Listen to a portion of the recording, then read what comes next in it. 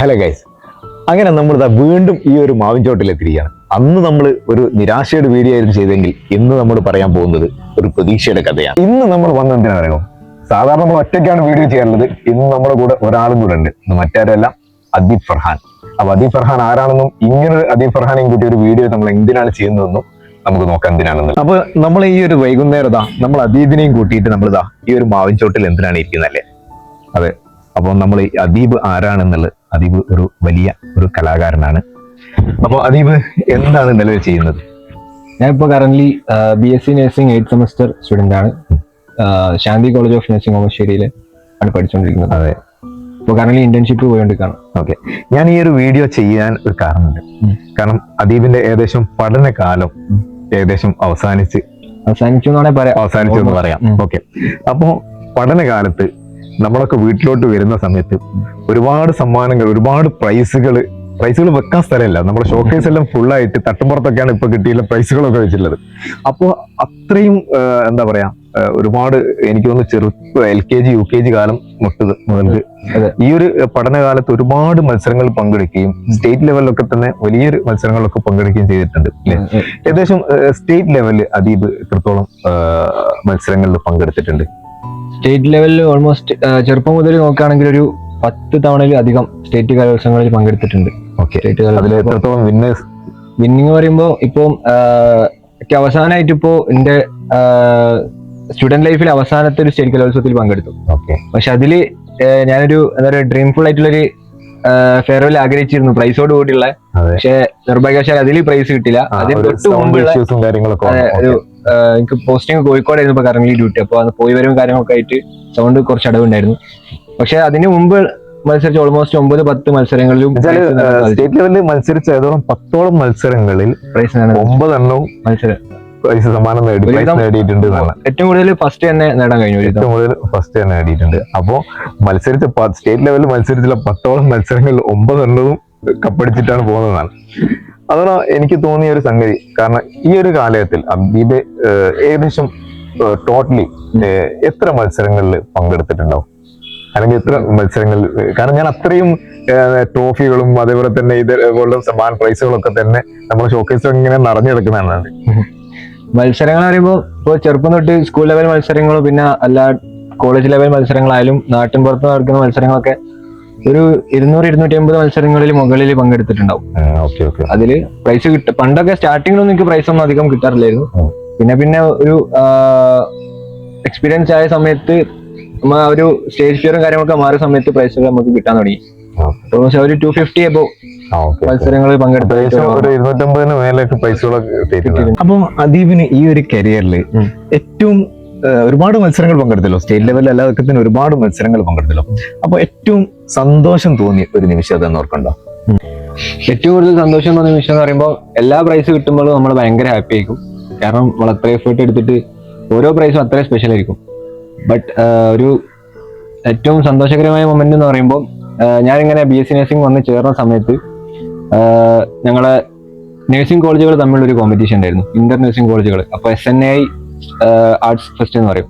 അപ്പൊ അത് zonal level അതേപോലെ തന്നെ സ്റ്റേറ്റ് ലെവലും ഉണ്ട്. അപ്പം കോളേജിൽ നിന്ന് പ്രൈസ് കിട്ടുന്നവർക്ക് സോണൽ സ്റ്റേറ്റിലേക്ക് ഇങ്ങനെ പോവാം.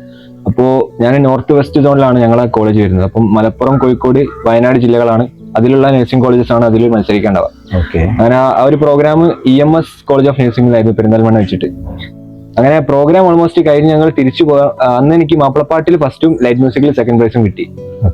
അങ്ങനെ തിരിച്ചു പോരാൻ നിൽക്കുന്ന സമയത്താണ് ഞങ്ങൾ പ്രൈസ് കളക്ട് ചെയ്തുകൊണ്ടിരിക്കുന്ന സമയത്ത് അവർ പറഞ്ഞു പോവാറായിട്ടില്ല, ഇപ്പം ആ ഒരു ഇൻഡിവിജ്വൽ ചാമ്പ്യൻഷിപ്പ് എന്ന് പറഞ്ഞൊരു സംഭവം, അതായത് കലാപ്രതിഭ എന്നൊക്കെ പറയും മലയാളത്തില്.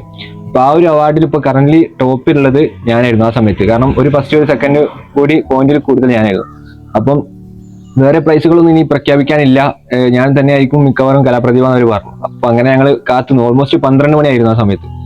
അങ്ങനെ 2 മണി വരെ, അവസാനം എൻഡിങ് സെറമണി വരെ കാത്തുനിന്ന് അവസാനം പ്രഖ്യാപിച്ച സമയത്ത് അത് എനിക്കല്ലായിരുന്നു ഉണ്ടായിരുന്നു, വേറൊരു കുട്ടിക്കായിരുന്നു. അപ്പൊ ഒന്ന് ആകെ ഷെഡായി, ഭയങ്കരമായിട്ട് ബാഡ് അടിച്ച് ഫുൾ ഡൗൺ ആയിരുന്നു. അങ്ങനെ അതേ സ്ഥലത്ത് 2 വർഷത്തിന് ശേഷം ഇതേ സ്ഥലത്ത് EMS കോളേജ് ഓഫ് നഴ്സിംഗ് തന്നെ വെച്ചിട്ട് നമ്മുടെ ഈ ഒരു SNAI ആർട്സ് പിന്നെയും വന്നു. ആ വന്ന സമയത്ത് ഇതേ ഐറ്റംസിനെ ഞാൻ അന്ന് പാർട്ടിസിപ്പേറ്റ് ചെയ്തത്. അന്ന് മാപ്പിളപ്പാട്ടിന് ഫസ്റ്റും ലൈറ്റ് മ്യൂസിക്കിന് ഫസ്റ്റും കിട്ടി.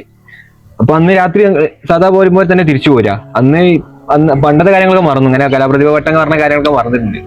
ഞാൻ തിരിച്ച് രാത്രി പ്രൈസ് വാങ്ങി പോകുന്ന സമയത്ത് എനിക്ക് തോന്നുന്നു ഒരു മുക്കം ആ സമയത്ത് നമ്മൾ ഇവിടെ എത്താനായിട്ടുണ്ട്. ആ സമയത്താണ് പെട്ടെന്ന് അവർ വിളിക്കുന്നത്. പിന്നെ അങ്ങനെ എൻഡിങ് സെറിമണി കഴിഞ്ഞു, കലാപ്രതിഭ വട്ടം കിട്ടിയത് ഇൻകാന്ന് പറഞ്ഞിട്ട് ഒരു കോൾ ചെയ്തു. ഭയങ്കര സന്തോഷം. അതായത് ആ ഒരു 2 വർഷം മുമ്പ് അവരായിട്ട് ഇങ്ങോട്ട് പറഞ്ഞ് നിനക്കാന്ന് പറഞ്ഞ് അത് കിട്ടാതെ വന്ന് പിന്നെ അവര് തന്നെ അതേ സ്റ്റേജിൽ വെച്ചിട്ട് അതേ പ്രോഗ്രാമിൽ വെച്ചിട്ട് 2 വർഷത്തിന് ശേഷം വീണ്ടും കിട്ടി. അത് ഭയങ്കര സന്തോഷമാണ്, എക്സ്ട്രീമിറ്റി. സന്തോഷത്തിന് ഒരിക്കലും അങ്ങനെ പ്രതീക്ഷിക്കുന്നില്ല, ഒരുപാട് പ്രതീക്ഷ സമയത്ത് കിട്ടിയില്ല. അതെ, കിട്ടാതെ പ്രതീക്ഷിക്കാതെ സമയത്ത് കിട്ടുകയും ചെയ്തു. അദീപിന് ഏറ്റവും ഇഷ്ടപ്പെട്ട് എപ്പോഴും നമ്മുടെ എങ്ങനെയൊക്കെ നമ്മൾ ഏതൊക്കെ വഴിക്ക് പോയാലും നമ്മുടെ മനസ്സിൽ എപ്പോഴും കിടക്കുന്ന ചില വരികളുണ്ടാവും. ഒന്ന് ഏറ്റവും ഇഷ്ടപ്പെട്ട 2 വരി. എന്റെ ഏറ്റവും ഫേവറേറ്റ് സോങ് എന്ന് പറഞ്ഞാല് ഞാൻ എല്ലാ വേദികളും ഞാൻ പാടുന്ന എല്ലാ വേദികളും ആദ്യമായിട്ട് ഞാൻ പാടുന്നത് എറണോളി മുസക്ക പാടി മനോഹരമാക്കിയ സമാനിൻ കൂരിൽ കാട്ടി എന്ന് പറഞ്ഞ സോങ്ങാണ്. സമാനിൻ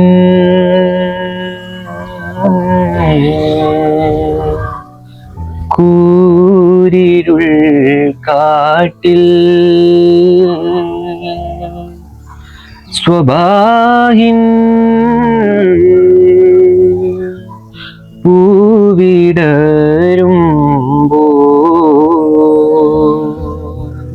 സമാനിൻ കൂരിരുൾ കാട്ടിൽ സ്വബാഹിൻ പൂവിടരുമ്പോൾ സമാനിൻ കൂരിരുൾ കാട്ടിൽ സ്വബാഹിൻ പൂവിടരുമ്പോൾ. അദീപിന് ഈ ഒരു കരിയറിൽ ഒരുപാട് ഗുരുക്കന്മാര് ഇല്ലേ, ഒരുപാട് ഗുരുക്കന്മാരുടെ സഹായം അല്ലെങ്കിൽ അവരുടെയൊക്കെ തന്നെ അകമഴിഞ്ഞ പരിശീലനവും കാര്യങ്ങളൊക്കെ കിട്ടിയിട്ടുണ്ട്. പുറത്തെടുക്കാൻ പറ്റുന്ന കുറച്ച് പേരുകൾ പറയാമോ? ഇതിൽ ആദ്യമായിട്ട് ഞാൻ പറയേണ്ട പേര് എന്ന് പറയുമ്പോൾ എന്റെ ഏറ്റവും പ്രിയപ്പെട്ട ഗുരു CVA കുട്ടി ചെറുവാടി മാഷാണ്. അദ്ദേഹമാണ് എന്നെ ആദ്യമായിട്ട് ഈ ഒരു ഫീൽഡിലേക്ക് ഇങ്ങനെ കൈപിടിച്ച് വരുത്താന്നൊക്കെ പറയുമ്പോൾ ഒരുപാട് വേദികൾ തന്നു, ഒരുപാട് CD-കളിൽ പാടിപ്പിച്ചു, ഒരുപാട് ആൽബംസിലൊക്കെ പാടിപ്പിച്ചു. ആദ്യമായിട്ട് ഒരു ഓപ്പൺ വേദി അദ്ദേഹമാണ് എനിക്ക് തന്നത്. അതിനുശേഷം ഒരുപാട് പേര് പിന്നെ വന്നു. സിദ്ദീഖ് ചക്കുമറവ് എന്ന് പറഞ്ഞാൽ അദ്ദേഹം കോഴിക്കോട് ബേസ്ഡ് ആയിട്ടുള്ള ആളാണ്. അദ്ദേഹം ഒരുപാട് പരിപാടികൾ നമ്മുടെ നാട്ടിലും പുറത്തൊക്കെ ആയിട്ട് ഒരുപാട് പരിപാടികൾ എന്നെ പങ്കെടുപ്പിച്ചിട്ടുണ്ട്. അതേപോലെ തന്നെ എന്നെ കർണാട്ടിക് മ്യൂസിക് പഠിപ്പിച്ചത് ഹരിപ്പാടി KPN പിള്ള സാറാണ്. അതേപോലെ തന്നെ എന്നെ മാപ്പിളപ്പാട്ട് പരിശീലിപ്പിച്ച് എല്ലാ മത്സരത്തിലേക്കും എനിക്ക് മാപ്പിളപ്പാട്ട് പരിശീലിപ്പിച്ച് പെർഫെക്റ്റ് ആക്കി തരുന്നത് ഹനീഫ മുടിക്കോട് സാറാണ്. ഒരുപാട് ബാദുഷനെ ഓർമ്മയില്ല, അവരുടെ ഒക്കെ ഒരു ഗുരുവാണ് അവര്. അതേപോലെ തന്നെ ബദറുദ്ദീൻ മാഷി പാറുന്നവർ, അദ്ദേഹത്തിന്റെ പാട്ടാണ് ആദ്യമായിട്ടൊരു മാപ്പിളപ്പാട്ട്, ട്രഡീഷണൽ മാപ്പിളപ്പാട്ട് പാടുന്നത്. അങ്ങനെ ഒരുപാട് എന്നെ പറഞ്ഞാൽ ഒരുപാട് പേരുണ്ട്. ഇടയ്ക്കിടയ്ക്ക് നമ്മളെ ലൈഫിൽ വന്ന് പല സമയത്ത് നമ്മളെ സഹായിച്ച ഒരുപാട് മുഖങ്ങളുണ്ട്. അപ്പൊ ആദ്യമായി പെട്ടെന്ന് പറയുമ്പോ ഈ ഒരു മുഖങ്ങളൊക്കെയാണ് എനിക്ക് ഓർമ്മ വരുന്നത്. എല്ലാവരോടും ഈ ഒരു സമയത്ത് കടപ്പാടും പ്രാർത്ഥനയും അറിയിക്കും. അപ്പോ അദീബ് ഇത്രയും ഒരുപാട് സ്റ്റേറ്റ് ലെവലിലൊക്കെ മത്സരത്തിലൊക്കെ പങ്കെടുത്ത് ഒരുപാട് ഉയരങ്ങളൊക്കെ മത്സരങ്ങളൊക്കെ പങ്കെടുത്തല്ലോ. ആദ്യമായിട്ട് അദീബിൽ ഇങ്ങനൊരു സംഗീതം അല്ലെങ്കിൽ ഒരു പാട്ട് പാടാനുള്ള കഴിവ് ഉണ്ട് എന്ന് ആരാണ് കണ്ടെത്തിയത്? അങ്ങനെ അത് പറയുമ്പോൾ ശരിക്കും എന്റെ ഒരു ചെറുപ്പകാലത്തിലേക്ക് പോകണം. അതായത് ഞാൻ ജനിച്ചൊരു 6 മാസമായ സമയത്ത് തന്നെ ഉമ്മ തിരിച്ച് ജോലിയൊക്കെ കയറിയിരുന്നു, ടീച്ചറായിട്ട്. അപ്പൊ ഞാൻ വളർന്നത് മൊത്തം എന്റെ വല്യമ്മന്റെ കൂടെയാണ്. അത് എന്റെ ഉമ്മാന്റെ കൂടെയാണ് വളരുന്നത്. അപ്പൊ ഉമ്മാന്റെ വല്യമ്മന്റെ താരാട്ടുപാട്ട് എന്ന് പറഞ്ഞാൽ അത്രയും മനോഹരമാണ്, അതിമനോഹരമായിട്ട് പാടും. അപ്പൊ ആ ഒരു ഇൻസ്പിറേഷൻ എന്ന് പറയുന്ന ഒരു പക്ഷേ അതായിരിക്കും. അതെ, തീർച്ചയായിട്ടും ആ ഒരു താരാട്ടുപാട്ട് കേട്ടാണ് ഞാൻ ഫുള്ള് വളർന്നത്. അപ്പൊ തീർച്ചയായിട്ടും ഇത് ഈ ഒരു കഴിവിന്റെ ഫൗണ്ടേഷൻ എന്ന് പറയുന്നത് തീർച്ചയായിട്ടും വല്യമ്മന്റെ ആ ഒരു താരാട്ടുപാട്ടിന്റെ ഈണങ്ങളും ആ ഒരു സ്വരം തന്നെയാണെന്നാണ് ഞാൻ വിശ്വസിക്കുന്നത്. അങ്ങനെ അതിനുശേഷം ഒരു LKG ഒക്കെ UKG പഠിക്കുന്ന സമയത്ത് ഞാൻ അങ്ങനെ ബാത്റൂമിൽ പോയി കുളിക്കുന്ന സമയത്ത് ഭയങ്കരമായിട്ട് പാടും, അങ്ങനെ അടിച്ചങ്ങ് പാടുക. ആ സമയത്ത് കേൾക്കുന്ന പാട്ടുകൾ, ആ സമയത്ത് ഈ അരിപ്പോ തിരിപ്പോ, ശുക്കൂർ സുന്ദരന, അങ്ങനെ കുറച്ച് പാട്ടുകളൊക്കെ അതൊക്കെ അങ്ങനെ അങ്ങ് പാടും. അപ്പൊ അത് പാടുന്നത് പക്ഷെ വെറും പാട്ടല്ലേ, അത് നല്ല ട്യൂൺ, അതേപോലെ തന്നെ ഞാൻ മാക്സിമം പാടാൻ ശ്രമിക്കും. അതൊക്കെ കേട്ടിട്ട് ഉമ്മക്ക് ഇങ്ങനെ തോന്നി ഇവനെ എന്തോ ചെറിയൊരു പാടാൻ കഴിവുണ്ടോ, ഒരു ഡൗട്ട് അടിച്ച് വെറുതെ ഒരു കോമ്പറ്റീഷനിൽ പങ്കെടുപ്പിച്ചതാ. അതില് പ്രൈസ് കിട്ടി. അപ്പം പിന്നെ എല്ലാവർക്കും ഉറപ്പായി ഇങ്ങനെയുള്ള കുട്ടികളൊക്കെ അവിടെ നിന്നൊക്കെ പാടുന്ന അവരൊന്നും അങ്ങനെ വിടരുത്. ബാത്റൂം പാട്ടുകാർ ഒരിക്കലും നമ്മൾ അങ്ങനെ അവോയ്ഡ് ചെയ്യരുത്. അവർക്ക് തീർച്ചയായിട്ടും ഉള്ളിൽ എന്തോ ഒരു കഴിവുള്ളതുകൊണ്ടാണ് പാടുന്നത്. അപ്പൊ അദീബിന്റെ ഈ എന്താ പറയാ ഇത്രയും വർഷക്കാലത്തെ പഠനകാലങ്ങളിലൊക്കെ തന്നെ ഒരുപാട് മേഖലകളൊക്കെ തന്നെ ഒരുപാട് പ്രൈസുകളും അതേപോലെ തന്നെ സ്റ്റേറ്റ് ലെവലൊക്കെ തന്നെ ഒരുപാട് കോമ്പറ്റീഷനൊക്കെ തന്നെ പങ്കെടുക്കാനും വിജയം കൈവരിക്കാനൊക്കെ പറ്റി. അപ്പം ഇനിയും നമ്മുടെ പഠനകാലം കഴിഞ്ഞാലും ഇനിയും ഒരുപാട് ഉയരങ്ങളിൽ എത്താൻ കഴിയട്ടെ എന്ന് മാത്രമേ പ്രാർത്ഥിക്കുന്നു. Thank you. അപ്പോൾ best of luck. Okay, thank U.